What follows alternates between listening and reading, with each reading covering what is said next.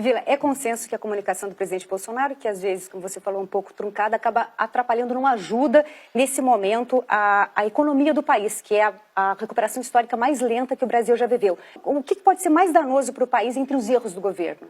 Olha, você tocou na questão da recuperação ser a mais longa, né? Eu estava lendo o texto do professor Afonso Celso Pastore, justamente que mostrava a questão da curva, como essa é a mais longa. Provavelmente é a recuperação mais lenta da história republicana. É bom lembrar, se o crescimento econômico continuar da forma como está e o crescimento demográfico é muito baixo, vale destacar, a renda per capita vai dobrar em 233 anos. Ou seja, mais que 2 séculos. Isso é inacreditável. Claro que o mercado, que nunca me apresentaram, eu sempre digo quem é o mercado, alto, baixo, gordo, magro, qual é a sua idade.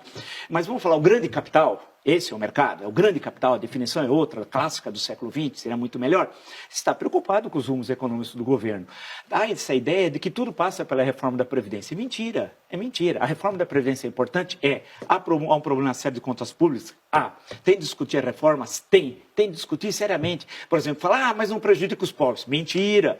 O PIS, rico tem PIS? Rico nem sabe o que é PIS. Né? E o fim do abono do PIS, até 2 salários mínimos, diminuiu para 1. E nos estados como São Paulo, Espírito Santo, Minas, Rio de Janeiro, o salário mínimo regional é superior ao salário mínimo nacional. Portanto, ninguém receberá o abono anual, que para os ricos, R$ 998 reais, não é nada, mas para quem é pobre é muito. Então, a grande questão é que o mercado já entendeu que esse é um governo que tem enorme dificuldade, não é só problema de comunicação. A questão econômica mostra que não tem rumo, não há um rumo econômico. Você não pode dizer que a reforma da Previdência é o programa de governo. A reforma da Previdência por si só não resolve os problemas econômicos, assim como a reforma trabalhista do Temer não resolveu. Você precisa de uma série de políticas macro, ter uma visão complexa, ter um projeto para o país. A grande questão, o governo não tem projeto. Ah, mas o Paulo Guedes pode ir embora. Vá. Que livro o Paulo Guedes escreveu?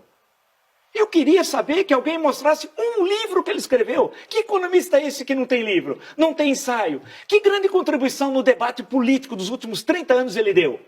Ele chegou dos Estados Unidos, estava em Chicago, foi trabalhar no Chile do Pinochet.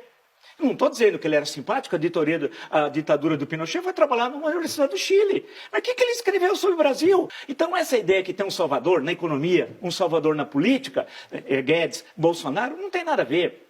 O sebastianismo tem de desaparecer da vida política. Sebastianismo e salvadores não combinam com democracia. Então a grande questão não é só o problema de comunicação, esse é uma falsa questão que foi levantada. O governo não tem programa. Essa é a grande questão. É um amontoado de ministérios reunidos sem conexão entre si. O presidente é despreparado, né? Não conhece o Brasil. Tem alguns boas pessoas nos seus ministérios. O Sérgio Moro é uma pessoa muito eficaz. O Paulo Guedes conhece alguma coisa de mercado financeiro, tem uma equipe boa, o Mansueto Almeida, por exemplo, é um cara muito bom, tem a presença dos militares na infraestrutura, que está funcionando muito bem. Agora, tem uma tríade pavorosa. Os filhos são um horror, o partido é devastador, e aqueles ministros que são pré-históricos, né? O das relações exteriores, o senhor, que é um desastre, ele está à direita de Gengis Khan, né? É uma coisa assim pavorosa. O ministro da Educação, Weintraub, né? O outro sujeito horroroso. A Damares, nem precisa falar da Damares, né? Então, a grande questão é que é um governo sem rumo. Agora, o país vive, você destacou, a maior crise econômica da sua história. Provavelmente que o Brasil vai crescer 0,8 esse ano. Não é possível, né? Então tem de ter um projeto. E aí o governo, como não sabe o que fazer, porque o Bolsonaro é despreparado, acho que ele nunca leu um livro na vida, e eu tive com ele em 22 de maio de 2017. O Brasil foi apresentado para ele, em parte, num debate que eu tive com ele durante 40 minutos. Ele não conseguia falar, ele tem um vocabulário de umas 500 palavras, 400, né? Ele não tem ideias, não leu nunca nada. Nada. Ele não consegue dar Ele vai em Itaipu, fala da ditadura do Stroessner. Vai ao Chile, fala do Pinochet. Agora ele vai à Hungria, à Polônia, falar em regimes de extrema-direita e antissemitas. A Polônia é antissemita, o governo da Polônia. Ele vai lá. Ou vai querer falar com o Salvini, que é o vice-primeiro-ministro da Itália, que é um sujeito que é extremamente reacionário, um simpatizante de Benito Mussolini. Agora, o Brasil tem uma Constituição democrática que ele nunca leu. Eu duvido e desafio o presidente da República a dizer que leu a Constituição brasileira, do qual ele é o primeiro mandatário do Poder Executivo. Ele não leu. Então nós estamos num momento que você tem uma sociedade civil super dinâmica, e uma estrutura aqui em cima ultra atrasada, que é a estrutura política. E em cima, no Executivo, um incapaz.